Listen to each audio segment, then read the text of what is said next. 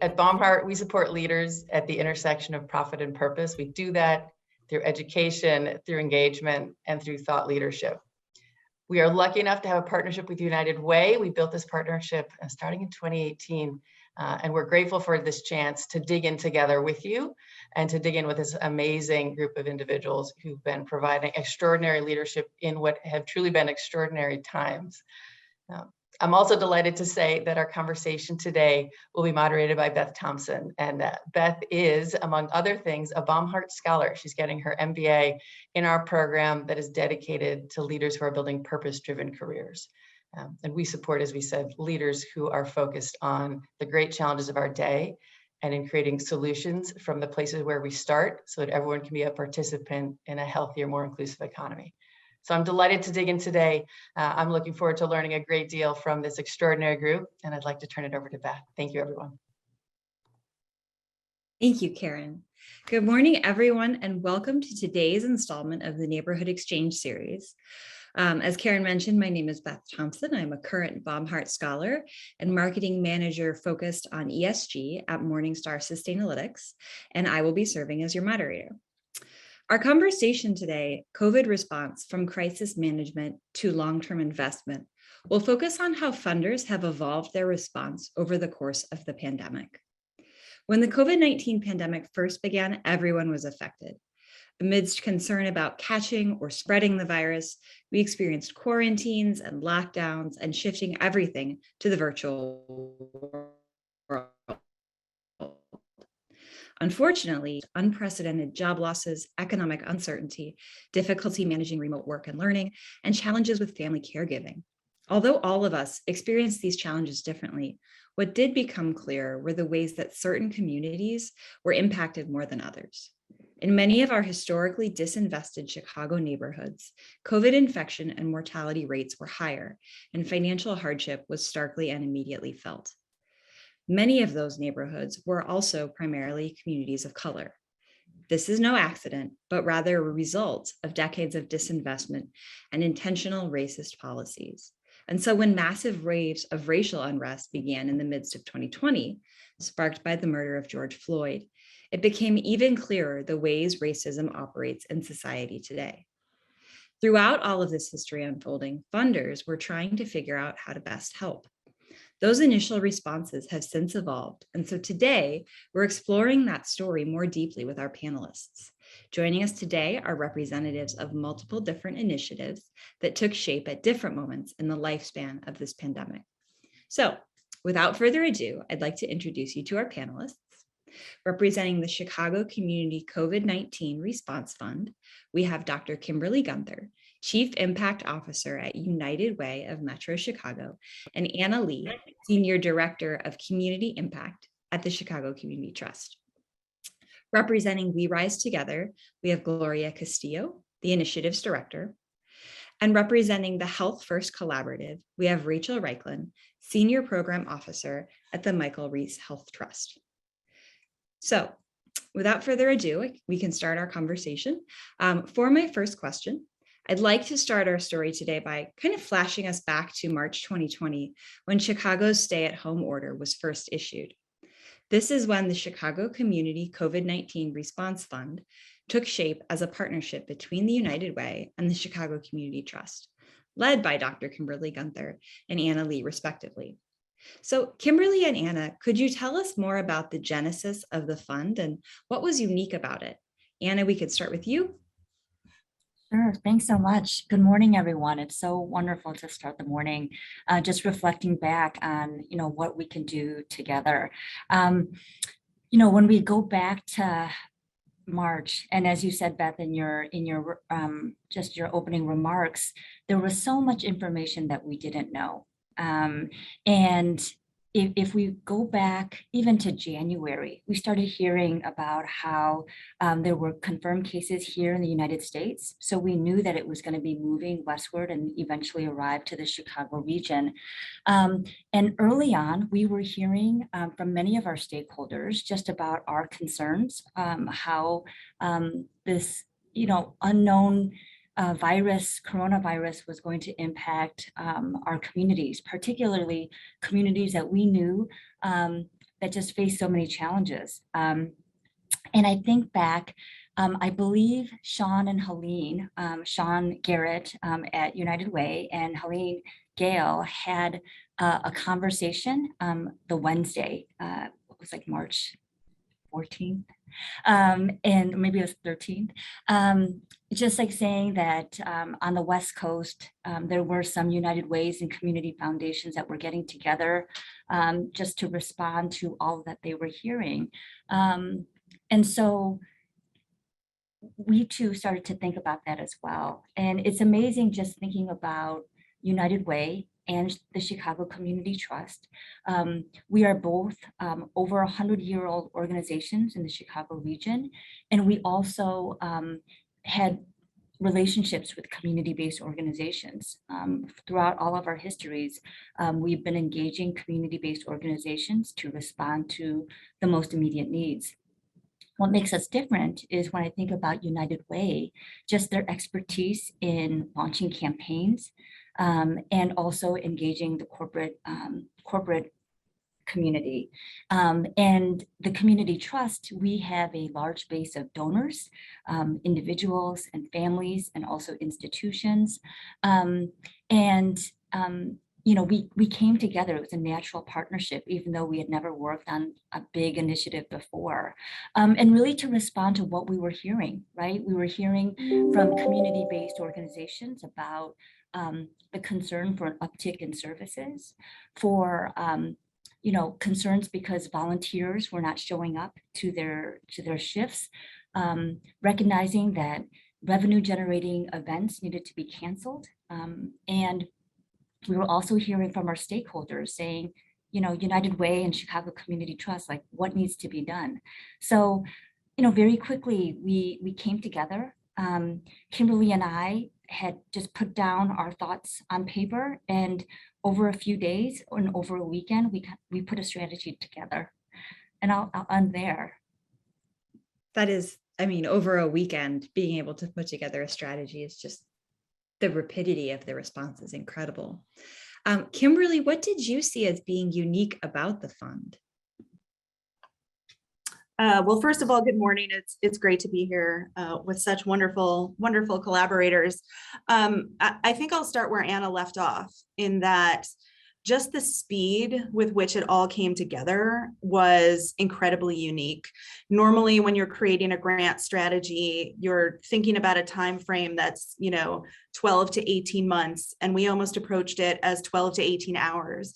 I think over that weekend, there were 6 drafts. You know, we tried to predict what might happen in the coming months. We were ambitious in how quickly we thought we would get to recovery, but really it was listening to those community partners, really drawing on the relationships we had, because there was no roadmap. There was no time to do any kind of research at all. Not that there was research available. So it was really kind of, you know, building a strategy based on the immediate needs that we were hearing about from our partners. So being able, I think, to put something cohesive together, just kind of based on that community knowledge and expertise and our general kind of understanding of, you know, what people were already experiencing in community going into it. So food insecurity, challenges making rent and mortgage payments. We already knew some of the things that people were facing that might be exacerbated by immediate job loss or the impacts of, you know, a health event. So we crafted around that response, and you know, it was just a week later that we were able to put our first grants out. So just being able to get resources out into the community so quickly was certainly unique. I think also some of the things that we funded were unusual. Obviously, both of our organizations have a lot of experience and expertise in funding human services, but crisis response wasn't necessarily, you know, something we did on a regular basis. So again, we knew food was going to be a need immediately. PPE and cleaning supplies, we were hearing from both families and organizations as they were continuing to provide services. But one thing that I'm really proud that came out of this was the funding of direct cash assistance. So that is something that really, in our very first conversation that Anna referenced, somebody brought that up, and we kind of dismissed it out of hand because that is not something that people generally support. There's a narrative around direct cash assistance that people don't know how to manage money or use resources in a way that's best for their family. And, a week later or a couple of weeks later, we were putting significant dollars into that direct cash assistance. And I think it changed a lot of the conversation. We're starting to see pilots around the country, including here in Chicago, around universal basic income. So being able to do that early on, and I think over the life of the fund, there were probably at least $4 million that went into that. So unique at the time, but hopefully something that's taking hold. Thank you so much. Wow, so incredible. Okay, so fast forward a few months to summer of 2020, when there was massive racial unrest following the murder of George Floyd in May 2020. This event exposed what is now considered a second American pandemic, that of systemic racism. The Health First Collaborative was formed in response to these twin crises and is focused on health equity. Rachel Reichlin has led the incubation of that effort at the Michael Reese Health Trust. Rachel, can you tell us a little bit about how the Health First Collaborative came together and what the group hopes to accomplish?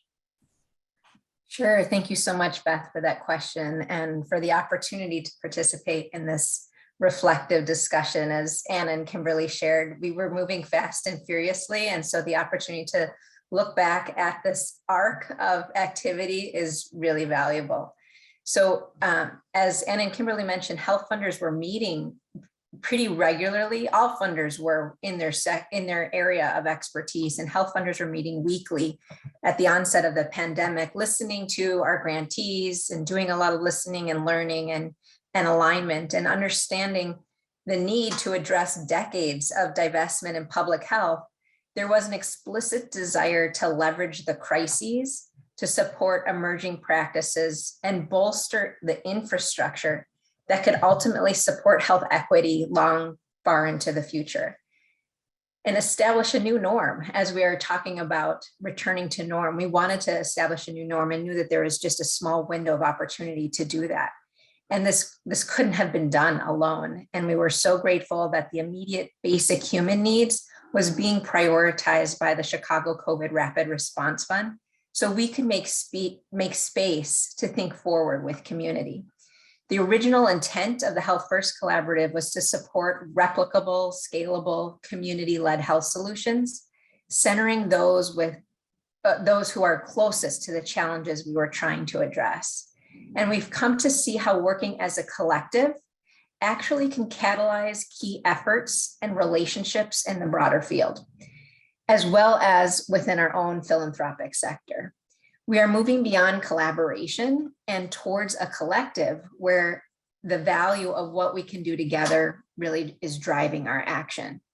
We had an initial fundraising goal of $5 million to support multi-year grants to the initial hub of grantees, as well as additional supports like evaluation, learning opportunities, and policy and advocacy expertise to really take those emerging lessons and support them to be more in terms of policy and systems change. However, we didn't know at the onset that we would quickly build out another hub, which changed our fundraising calculus. And that second hub is the Chicagoland Vaccine Partnership, which you will hear more about. The mission of the Health First Collaborative is to address the root causes of racial health inequities and improve the physical, mental, and social well-being of Chicagoland residents. So currently there are 2 hubs of community-led health transformation. One is geared towards care delivery innovations.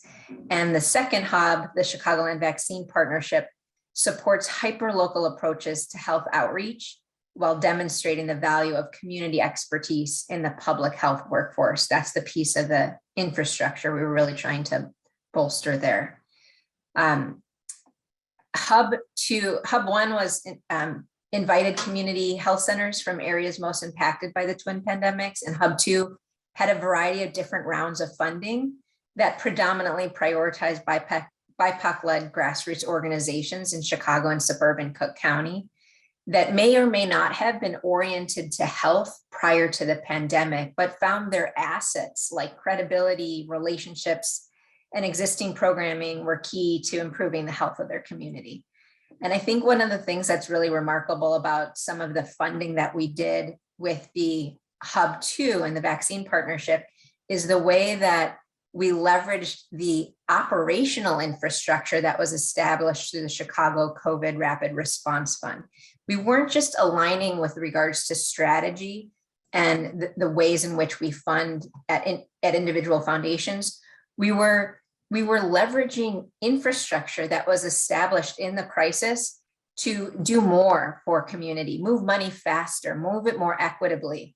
And through that collaboration with United Way and Chicago Community Trust, we were able to actually move the money to United Way and create a grant process where we moved $1 million to 60 community organizations, many of whom had organizational budgets under $500,000 that didn't have previous audits perhaps before. Some of these were really small, nascent grassroots organizations.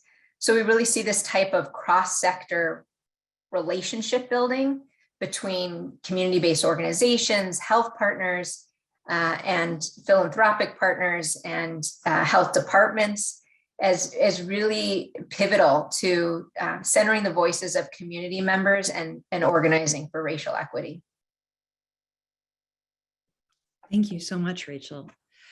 So we talked about these twin pandemics and how some communities were hit harder by COVID-19 than others. Gloria Castillo's initiative, We Rise Together, launched with the economic impact of both of those realities in mind. Gloria, can you tell us a little bit more about We Rise Together, what it's about, and why it was important to create?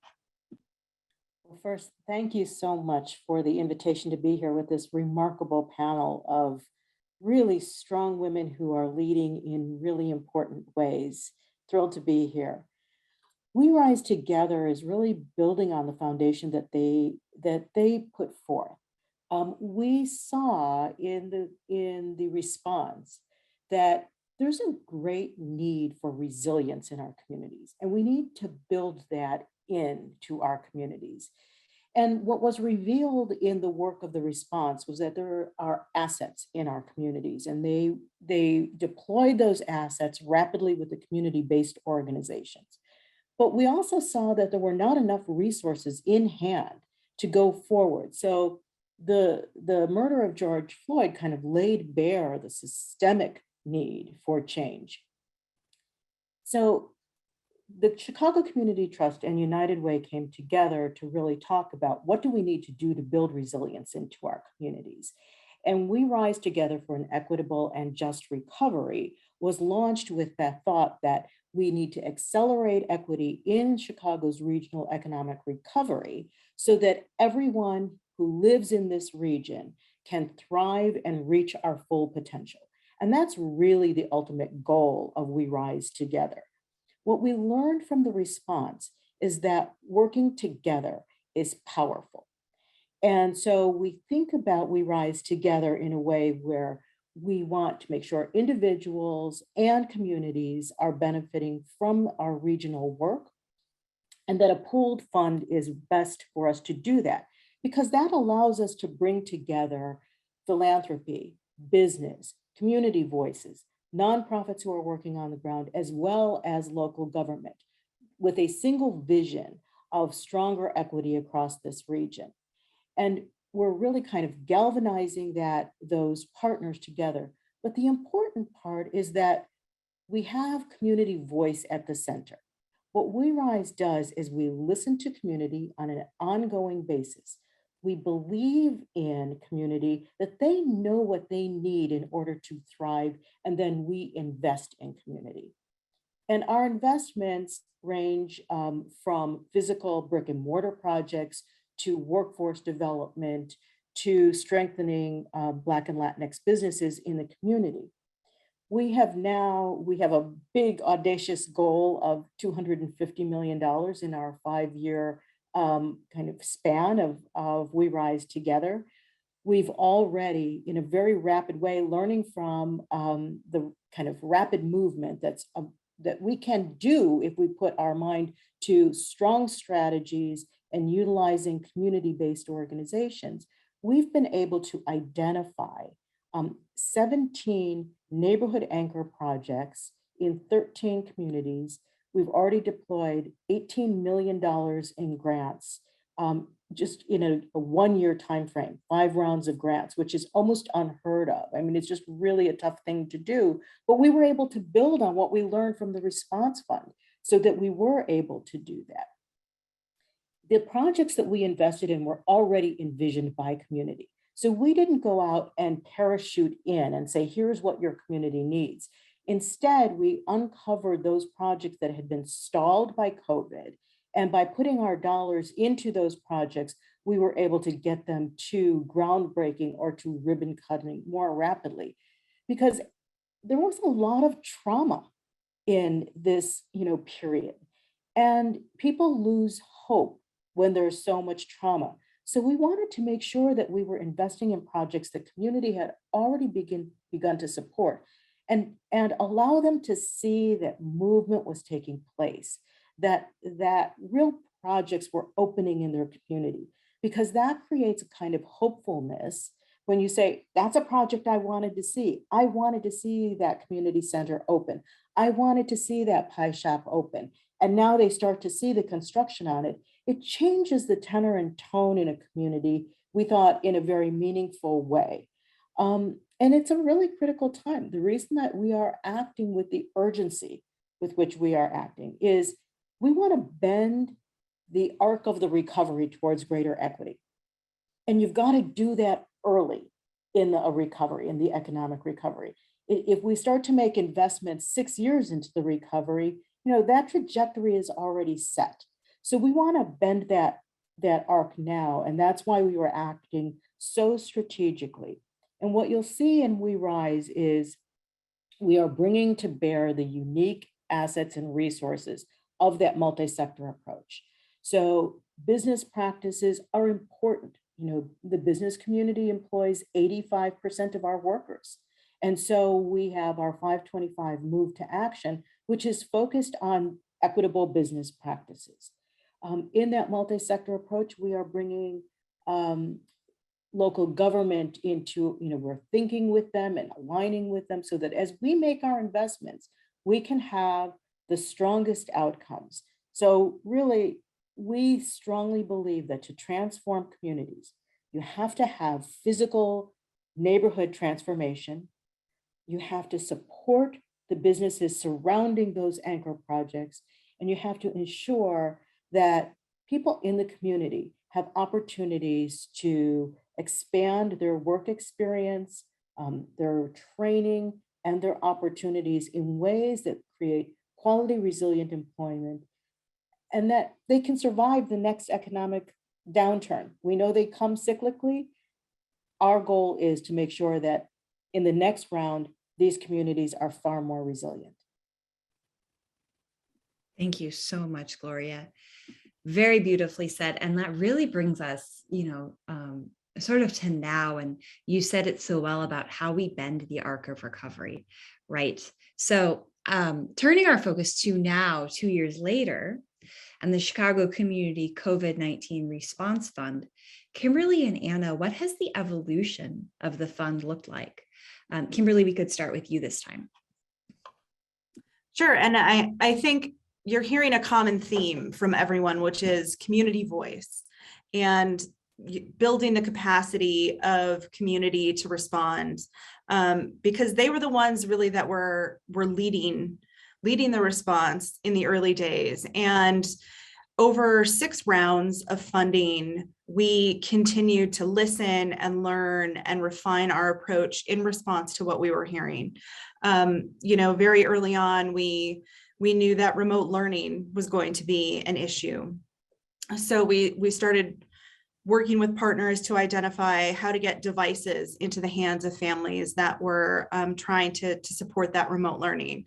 We started talking about access to high-speed internet, which launched a separate project or program called Chicago Connected that was designed to get internet access to families that didn't have it, that may have been operating strictly on a cell phone. And that is something that is now being replicated across the country. So kind of the innovation that came from listening to our community partners was really critical. And, following the aftermath of George Floyd's murder, we really started looking at how that was impacting communities.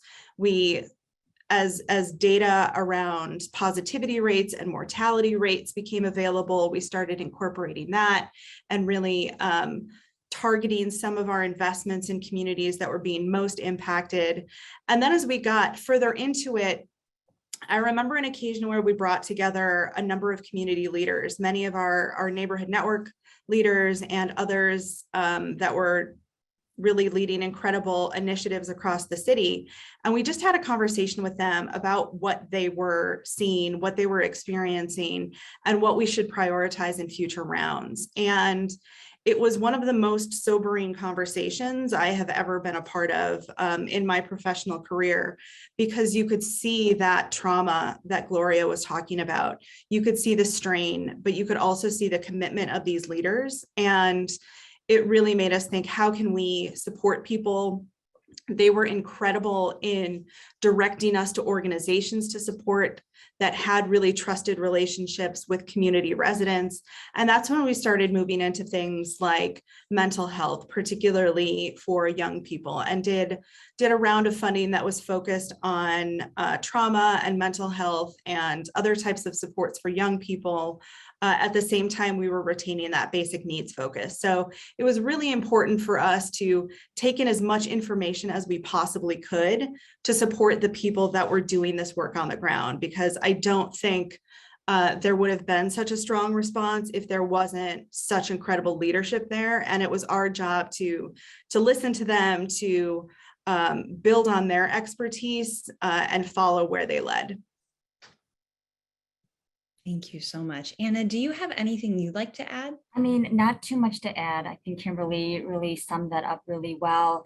I think early on, though, we just knew that while this was a public health crisis, the solutions had to be community-led. And Kimberlee's right. The theme here with all of the initiatives and all of the work is that in order for sustained change, we knew that community had to lead. And have to articulate the solutions.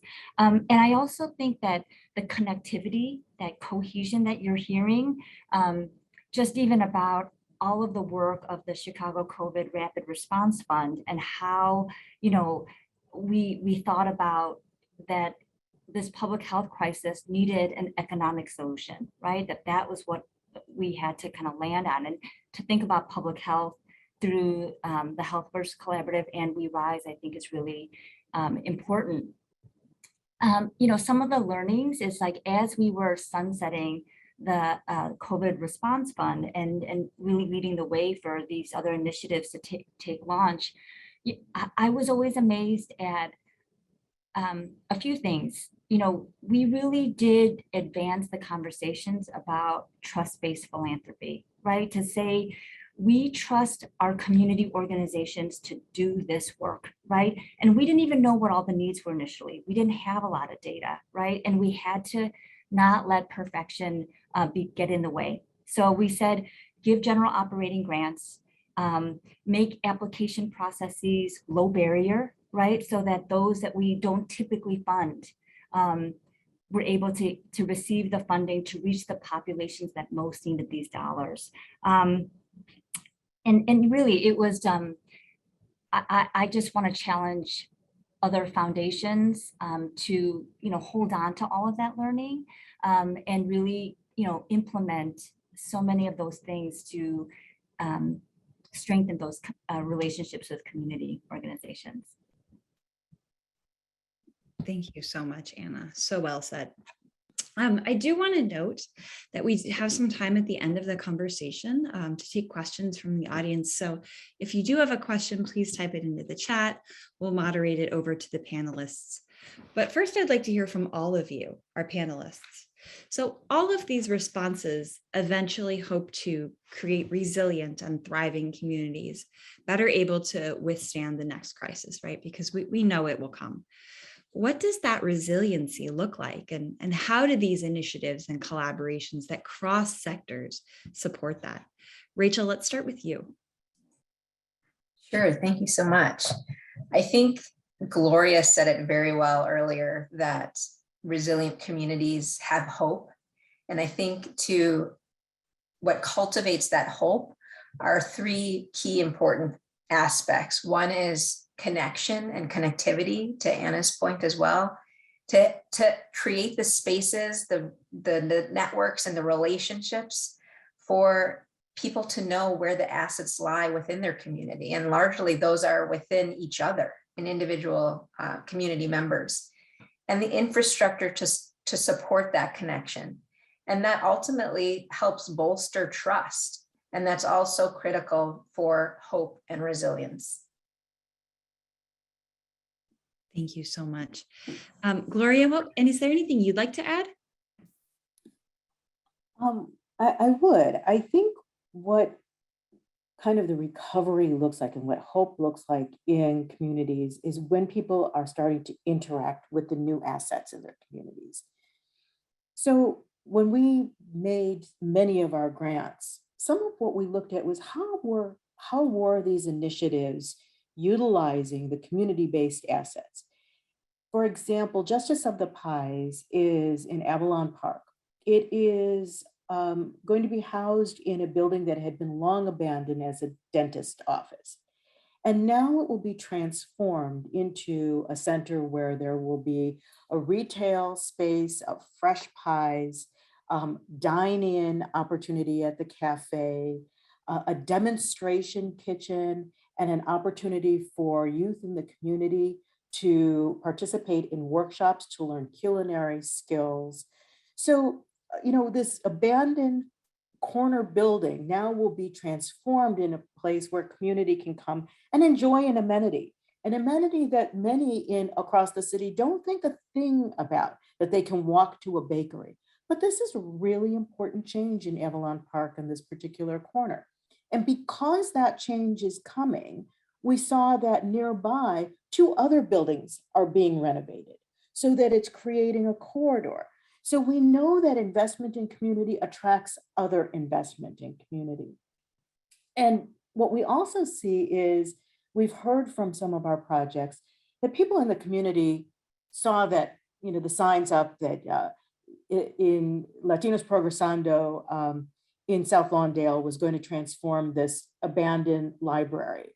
And they were like, yeah, that's never happening. That's never happening. And once the grant came to their door and they were able to start working on it, people were really engaged. They said, wow, this is really happening. We're really going to have a place where our kids can go after school, have programs from Lincoln Park Zoo, can engage in some mental health support, that our businesses are going to have a place where they can go and have some connectivity and Wi-Fi and availability for some training and support.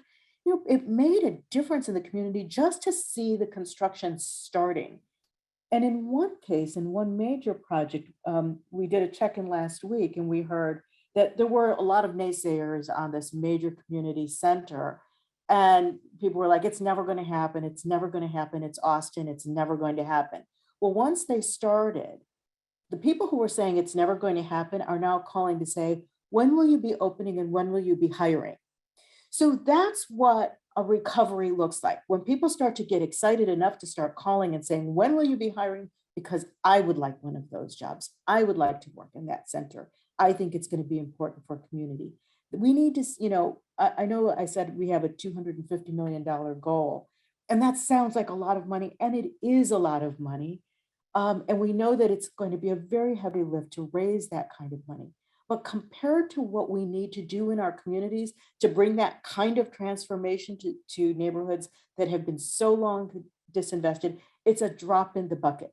But it does allow us to make our seed kind of funding, our seeds of those neighborhood anchors to attract additional capital and to attract additional opportunities for growth and employment in those communities. Thank you so much, Gloria. I think you really nailed it when you said, that visibility and just giving people something to see and believe in that way. Anna, what are your thoughts? I'm so grateful for this conversation. It is so hopeful. And my strategy at the Chicago Community Trust is addressing the critical needs and recognizing that people need access to stability, right? And making sure that we are ensuring that people have their most basic needs met. And I love doing it at the Trust because the Chicago Community Trust and with many of these partners, because it isn't just about charity and making sure that these people, everybody in the Chicago region has access to food or safe housing or quality healthcare, but to do that in the context of addressing the root causes for systemic change and recognizing that we need to shift and disrupt the existing policies that have been created to benefit some, but not all, right? And we've been hearing about social cohesion and connectivity, and that's really addressing that right now in Chicago. It's so incredibly, there are pockets that are so isolated, and what we are seeing are the impacts of segregation and systemic racism. And so to do both and, right, to recognize that here in Chicago, we have to address that people don't have access to all of that stability. And at the same time, saying like, what do we need to do to kind of create the conditions and to create a community that is, closing those disparities so that we do have hope everywhere is really encouraging to me. Thank you so much. So finally, Kimberlee, over to you. How do we invest now to create resilient and thriving communities into the future? I think the most important thing that we need to do right now is not lose the lessons of the last 2 years. And one of the key lessons, I think, for people that are making investments, whether it's economic investments in community or philanthropic investments, is that we don't need to do things the way we did them before. We had so many processes in place that were exclusionary to different types of organizations. And we saw that by loosening some of that and investing in different types of partners, how effective they were. And so really looking at kind of the structures that we have put in place to protect our own organizations in a lot of ways, to protect our investments, and how that hampers some work in community. So I'm already, unfortunately, starting to see some organizations kind of going back to that way we did things before. And thank you, Anna, for challenging our foundation peers to not do that, to look at how we can do things differently. And then on the economic development side, really it is this cross-sector collaboration is critically important. There is no one organization that can provide a program that will completely transform a community. There is no one private investor in a development project that will transform the community around it. It is the combination of everybody's different perspectives and expertise and investing in community and their priorities that I think is what's going to create those resilient communities and set everybody up for success in the face of a future crisis or not. So I think it's that collaboration and really just applying those really powerful lessons that we've learned over the last 2 years. Thank you. Thank you so much, everyone. So I do see some questions starting to roll into the chat. So I will begin fielding those over to all of you. The first question is, what funding do you anticipate will be made available in the future? And then a note specifically for things like shelter services.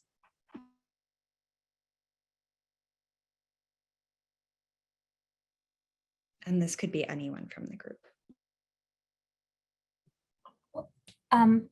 Thanks for the question. And, I think, and Rachel might be able to talk a little bit about like specific programs, but, in my mind, all of the organizations that we work with are really addressing the root causes and hoping that by collaborating and really demanding that we deepen our cross-sector collaboration, that we will really lift the boats, right? And to recognize that if we do close the disparities in health and in income or in wealth, that too will allow for people's access to housing to also be increased, and that the outcomes that were mentioned here with regards to infant mortality rates will also those disparities will close as well. I don't know if there's anything to add. I can try to add a little bit, Anna. I think, in philanthropy, we're looking a lot about how we can leverage our influence as a sector to work more closely with our public partners too, to support some of the efforts that are critical, like access to shelter, that you're inquiring about. Michael Reese Health Trust is also incubating the Chicago Funders Together to End Homelessness, which is a local chapter of a national organization that really focuses on the power of philanthropy to advance those system changes. And so through Chicago Funders Together to End Homelessness, that group of 30 funders is looking across with our partners and hearing from the community what is needed. And so there's a variety of different initiatives that are being examined in terms of not only just increasing shelter, but changing the footprint of shelters so that people can have space, safe, dignified spaces to transition into hopefully more stable housing. So I can't speak to a specific program, but I can speak broadly to those initiatives that are underway. Thank you both. Our next question is, what programs are being put into place to address the widening life expectancy gap between Black and white communities? We see a difference of up to 30 years in some communities. And as we've mentioned before, also the drastic differences in maternal and infant mortality.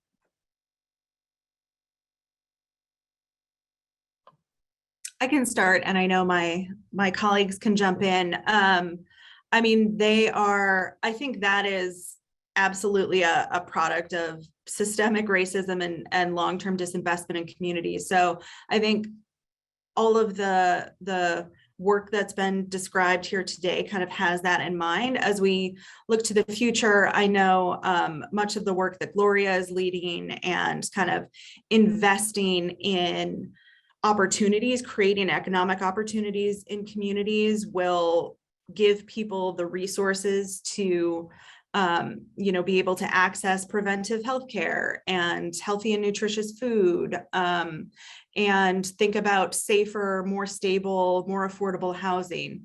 There's also the Chicago Department of Public Health equity zones that are rooted in community with community leads, coordinating organizations that are focused more explicitly on health.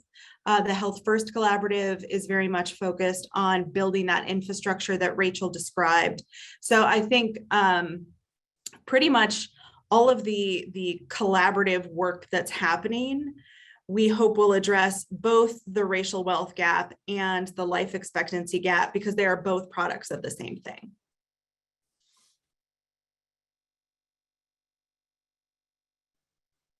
I'll just kind of echo a little bit of what Kimberlee has mentioned. A number of the projects that we're funding actually integrate health facilities into the kind of larger projects. So they're partnering with Esperanza Health and with others to have community clinics in the facility so that the availability of healthcare is much more in the community, walkable. They can actually get care on a kind of a more immediate basis that's ongoing care, not emergency room care.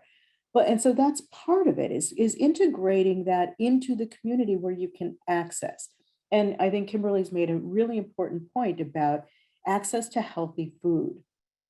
Every one of the projects contemplates how the community accesses healthy food and even growing food. A number of the projects include community gardens.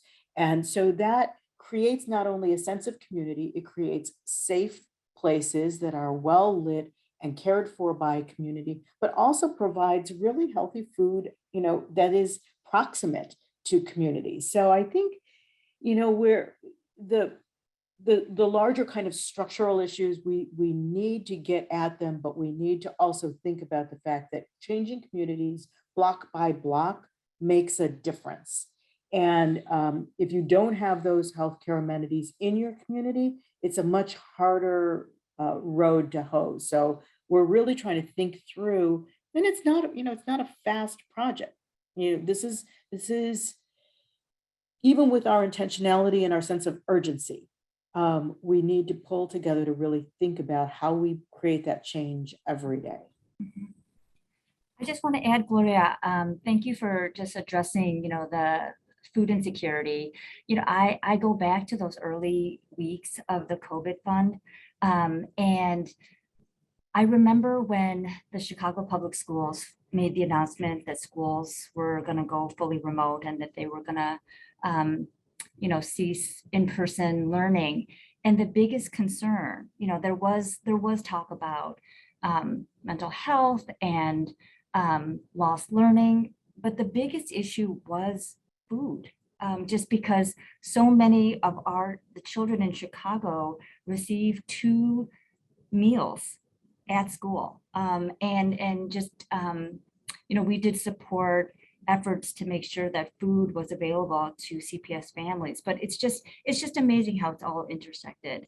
And I was also going to mention, I remember one of my last events before the shutdown, I had seen a documentary called Cooked, and many of you may be familiar with that, but that was just addressing the heat wave back in the 90s and how that had disproportionate impacts to Black and Latinx residents, right? And that just addresses that these impacts, because of the disinvestment, will be hardest hit to Black and Latinx communities. And I mentioned that just because we really need to keep centered racial equity as we think about solutions, right? And making sure that they're community-led and leading with our data that tells the story about how we make these decisions.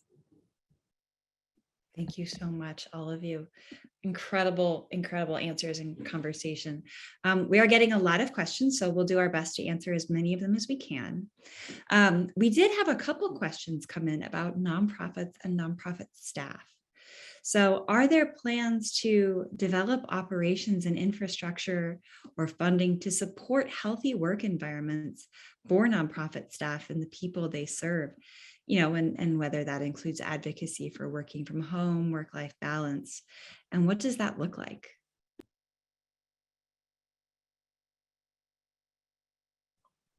I think any of us could start with this one. Thank you, whoever submitted that really phenomenal question, because I think we are really starting to see now just the incredible trauma experienced by nonprofit staff during this period. And, these are folks that are,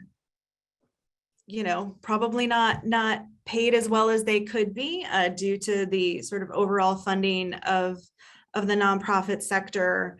People that have worked with technology that is a little more out of date than some other organizations, but people that had to continue in a lot of cases serving or doing their work in person during the pandemic at great risk to themselves and their families. So there are conversations within philanthropy about kind of that nonprofit workforce, how we support them. There's a hiring crisis in nonprofit, the same as in every other sector. So we have been discussing, how do we support that sector? How do we create pipelines or pathways to employment from within communities that can lead to good nonprofit jobs, which contribute to that overall feeling of trust between community members and organizations. But I think we need to do some rethinking about how we're investing in the nonprofit sector,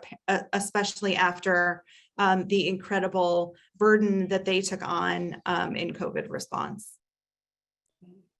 And I would just build on what Kimberlee mentioned in terms of thinking about the environment and how we can support nonprofit workers. But one of the things that we can do in philanthropy is provide general operating funds. And, very often people, and when people want to give to foundations, they want their dollars to go for very specific programs and not for general operating funds.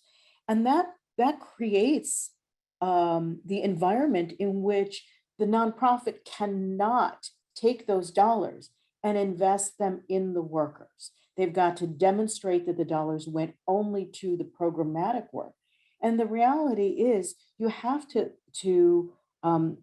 think about the nonprofits as your experts and allow them to use some of those dollars in the way that their expertise allows them to best deploy those dollars.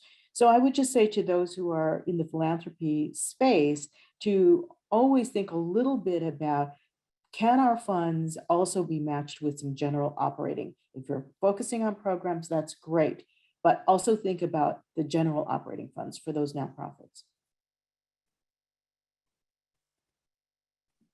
Thank you so much. And this is a conversation that, as we're seeing in the chat, is so pressing and so real for so many people doing the work. Thank you all so much for the questions to our audience. Thank you all for your amazing, thoughtful answers in this conversation. Again, I'm sorry we do not have time to get to all of the amazing questions. This does conclude today's program. We hope you all enjoyed the conversation, and we thank you for starting your morning with us. We look forward to seeing you at the next Neighborhood Exchange, which will be a storytelling event taking place this summer.